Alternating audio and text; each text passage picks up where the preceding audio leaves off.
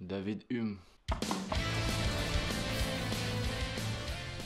Fameux représentant du mouvement des Lumières en Écosse, on peut situer Hume philosophiquement entre l'empirisme et le scepticisme. Alors dans sa jeunesse, Hume il était pas destiné à faire de la philosophie au début, de faire des études de droit. Le problème c'est qu'il a fait une genre de crise mystique, donc il a quitté totalement ses études de droit et il s'est mis à rejeter tout ce qui n'avait rien à voir avec la philosophie. Il s'est senti comme absorbé en fait dans ses idées philosophiques, il s'est senti comme appelé. Donc comme on l'a dit, Hume c'est un empiriste. Ta gueule sale mouette. Ouais je suis en vacances. Donc pour lui, toute connaissance découle de l'expérience, même les idées les plus abstraites. Ah oui donc juste petit rappel, le problème qu'essaye de résoudre l'empirisme, c'est celui de la provenance de nos idées, d'où elles viennent, comment nous viennent-elles en tête. Donc pour ça il y a deux écoles, il y a les théories intellectualistes ou idéalistes on va dire, comme Platon ou Descartes qui pensent que les idées elles préexistent dans notre esprit, même avant notre naissance quoi. Donc ces philosophes ils pensent que nos idées elles sont là de façon innée. Ce à quoi évidemment les empiristes disent que non, c'est l'expérience qui forge les idées qui sont dans notre esprit. Tout ça grâce aux perceptions, aux expériences, tout ce qui se passe dans la vie en fait. Donc les mecs importants c'est Berkeley, Locke, c'est voilà des anglais, ils sont chauds en empirisme hein, les anglais. Et du coup il y a David Hume, le nôtre. Et selon lui, c'est la répétition des expériences qui crée les idées en nous. Alors très important cette notion de répétition, de répétition, de répétition, de répétition. L'idée de la table n'existe pas dans notre tête, mais le fait de voir d'innombrables tables tout au long de notre existence forge cette idée, ce concept de table. Donc, a posteriori, on voit une table, 2, 3, 4, au bout de 1500 tables, et ben l'idée de la table, elle existe dans notre esprit, parce qu'on en a vu beaucoup, parce qu'il y a eu répétition, voilà. Mais Hume, c'est aussi un grand sceptique. Le scepticisme, c'est le fait de douter, de toujours tout remettre en question, de ne croire en rien, voilà. C'est proche du cynisme, c'est encore les Grecs qui ont inventé ça, ils ont tout inventé. Et le truc, c'est que Hume, il réfléchit au principe de causalité. Cause, conséquence, conséquence qui devient cause, etc. Et il nous dit que c'est pas parce que le soleil s'est levé ce matin, et s'est levé hier matin, et avant-hier matin, qu'il se lèvera forcément demain matin. En fait, ce qu'il veut dire, c'est que c'est pas parce que deux actions se succèdent tout le temps, ou se sont toujours succédées jusqu'à présent, qu'elles continueront à se succéder à l'avenir. Pour lui, en fait, rationnellement, par la raison, on peut pas être sûr de ça. Il y a rien qui le prouve. Sinon, quelques répétitions qui peuvent très bien ne plus se répéter. Donc pour lui, on peut être sûr d'une chose, 2 et 2 égale 4, donc les vérités mathématiques par exemple, mais pas sur le reste, pas sur les vérités empiriques. C'est pas parce que le feu m'a toujours brûlé qu'il me brûlera forcément à l'avenir. Ça paraît con, hein. Pour lui, la répétition ne prouve rien. Elle n'assure rien de façon permanente. Attention, justement, je disais qu'il déprimait au début. C'est ce genre de réflexion, justement, qui l'ont fait déprimer à la base, hein. Donc c'était vraiment quelqu'un de... C'était un marginal, on va dire. Mais ce qu'il veut à travers ce genre de réflexion, c'est montrer les limites de la raison et de l'intelligence humaine, bien qu'elle puisse être fiable quand même la plupart du temps, mais de manière absolue, philosophiquement, on peut jamais être sûr de la raison humaine. On ne peut pas être sûr de la raison et de l'intelligence des hommes qui tirent des lois liées à la répétition, et la répétition n'est pas une preuve. Hume il s'oppose aussi au système métaphysique, aux gens qui veulent prouver l'existence de Dieu ou de l'âme. Pourquoi? Comme on n'a pas d'expérience réelle de toutes ces choses, hein, c'est que des croyances, donc on n'a pas d'expérience. Certains vont dire qu'ils ont eu des expériences mystiques, hein, mais bon, souvent ils sont pris pour des...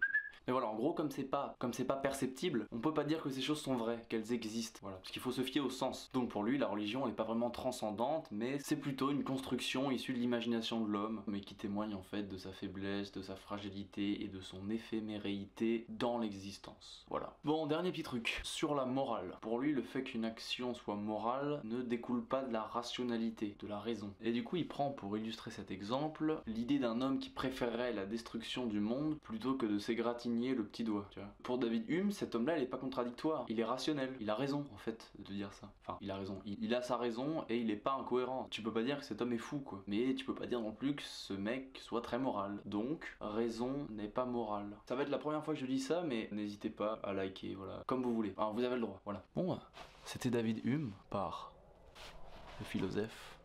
À plus.